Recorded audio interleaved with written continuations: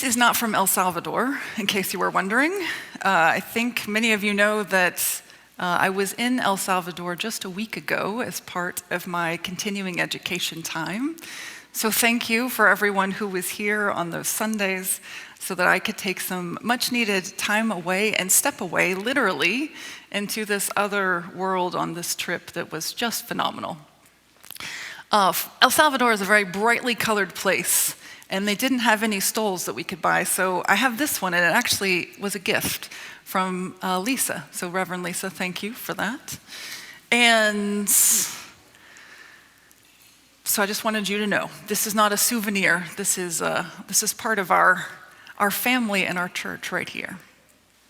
So El Salvador, not on my bucket list. And yet, I would go there again in a heartbeat. And my mission, I was a part of a mission trip, a delegation, and our mission was to get a better understanding and appreciation for the people and the culture and the very real concerns in their midst.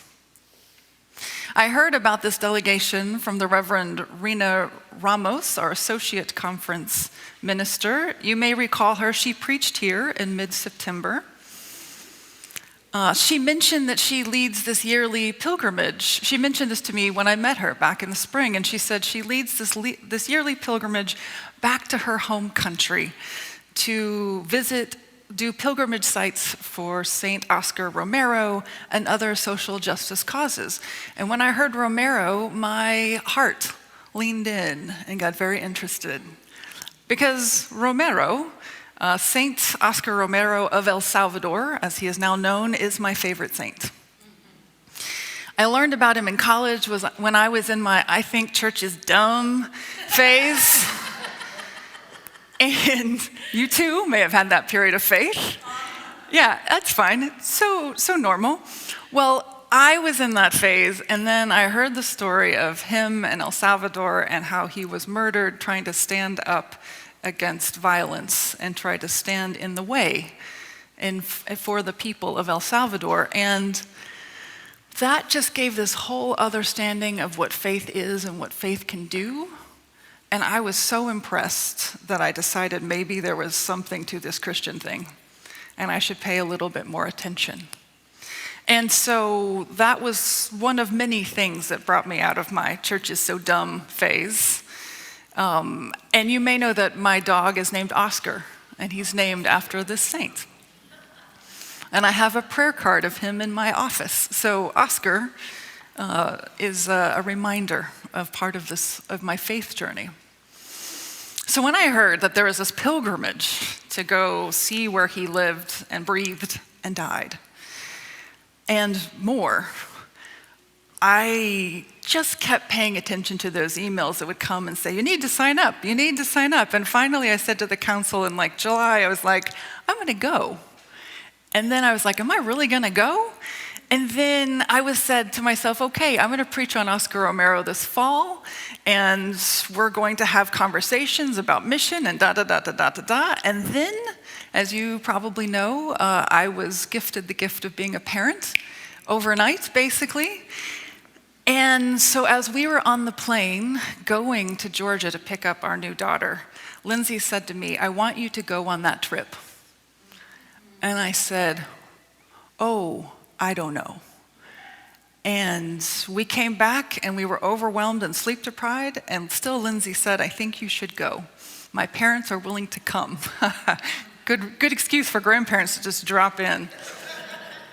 So between grandparents and Lindsay and a cast of other people, I was able to go, and so I give thanks, including all of you wonderful people who were holding down things here while I took some time away.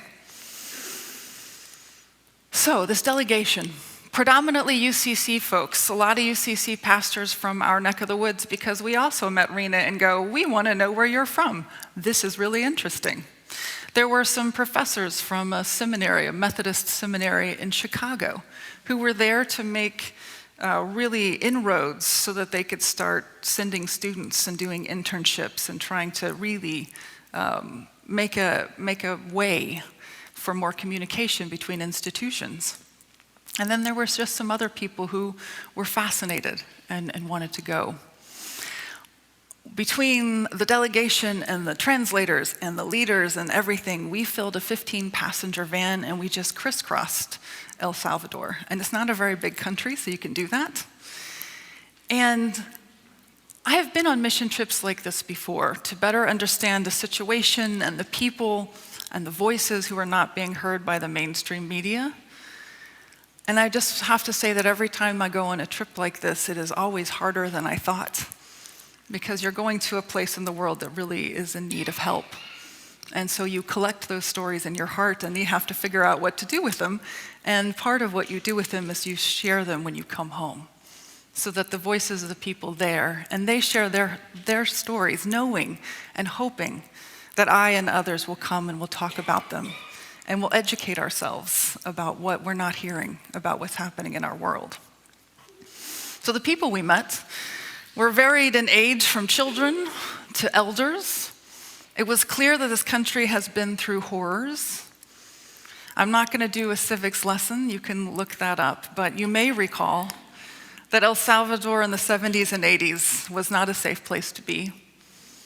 And people sought refuge, asylum, and sanctuary here in the United States, which is to say that meeting people in their 40s and 50s and 60s, they all grew up in the midst of this terrible civil war. And they have this backstory of trauma. One of our guides, Teresa, spoke of how her home was burned when she was 12. To survive, they moved into the jungle, and by doing that, they became labeled, right, as on a particular side of the war. They were forced into it. They're forced into it because they needed to survive. And she became a nurse as a little girl, and she started to help people. And today, she is running a collective of needlepoint, and she is going back into these little communities, and she is inviting them to take their needlepoint and to create something that helps them with their PTSD, and to start to make peace with all of the things that they witnessed as children.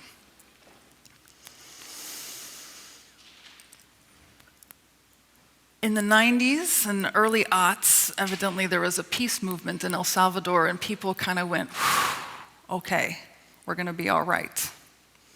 But life, politics, society has taken a dramatic turn for the worse. And this is partially why our delegation went, to listen, to bring back their stories, and to share in their resistance, and to be aware of their plight, to share in their struggle, to bring God's vision of peace and dignity and enough for all to all corners of the earth.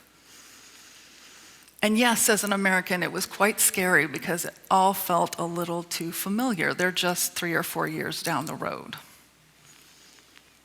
For when we do it for one of the least of these brothers and sisters, you have done it for me, our scripture says. I heard story after story, and this will not be the last time you hear of this trip, but I heard story after story of people who have so very little, living in poverty, sharing with others. It was as simple as no one had individual bags of candy and chips. Everybody had a bag, and you would pass it around the van, and everyone would take from it. There was no my bag of candy and your bag of candy. It was just, I bought this bag of candy for us.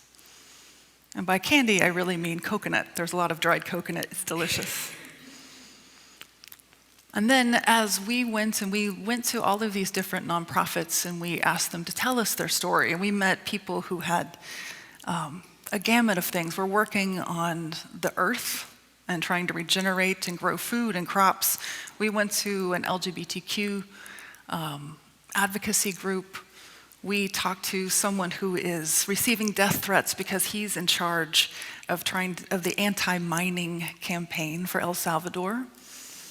El Salvador is in the midst of a lot of volcanoes. There are so many reasons that mining is a really bad idea. We heard the woman who is in charge of the Blind Association of El Salvador, who went from having lots of resources and resources in schools to having all of those resources kicked out, and the room, their storage area where they kept everything was locked by the government, and they don't know if or when they'll ever get back in. It was a hard trip.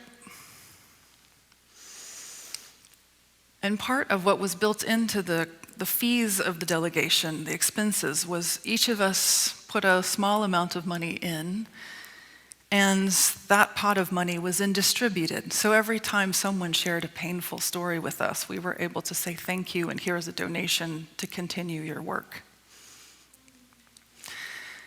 And I would be hard-pressed to think of how many places we went where there weren't tears. For this small, I don't know how much we gave, maybe $150 each time, and that was going to get them through for a long time. They are facing this crisis, again, lots of politics, but facing this crisis in no small feat because of the USAID money that was cut. Most of their programs who are trying to benefit people who are in the minorities are paid for from entities, corporations, and other organizations outside of El Salvador. So when USAID was cut, this one LGBTQ group said we lost like 80% of our funding, and we had to let go of half of our staff. We laid off 18 people.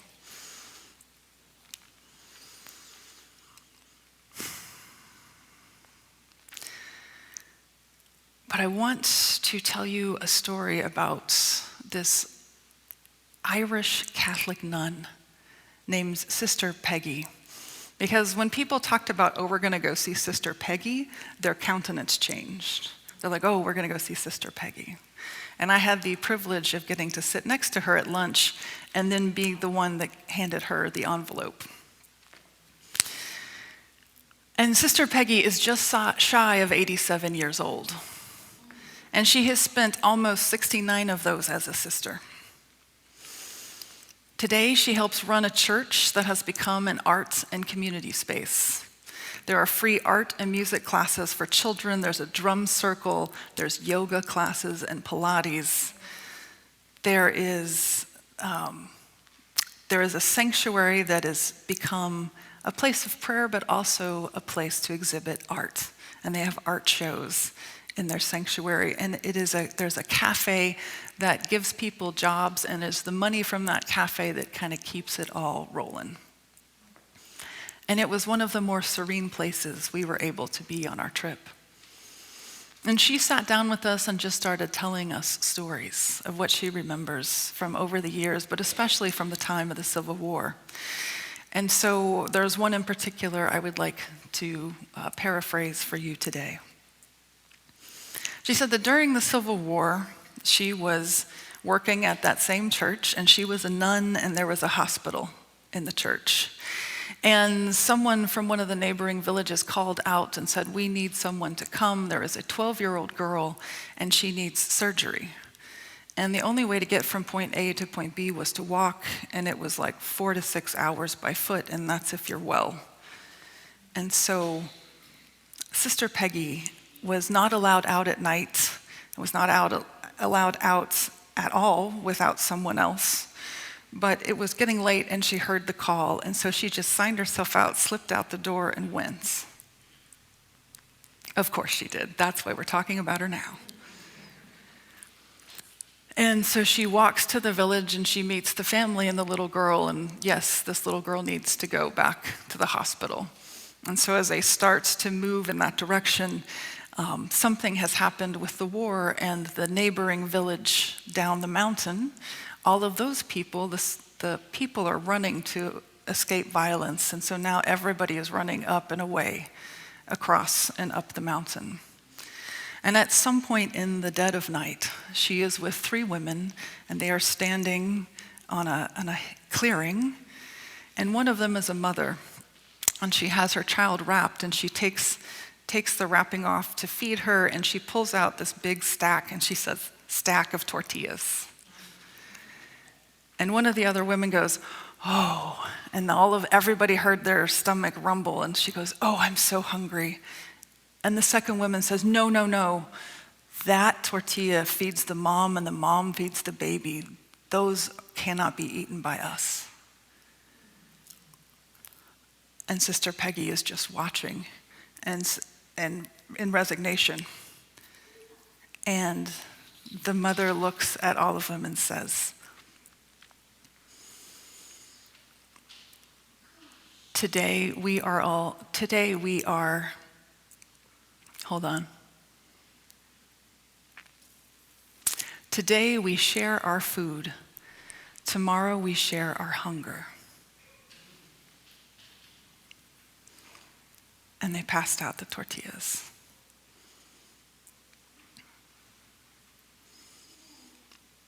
Lord, when did we see you hungry and feed you, or thirsty and give you a drink? When did we see you as a stranger and welcome you, or naked and give you clothes to wear? When did we see you sick or in prison and visit you? And the answer is, I assure you that when you have done it for the least of these, when you have done it for the least of these brothers and sisters of mine, you have done it for me. May we all share, and may we all humbly work and serve one another. Amen.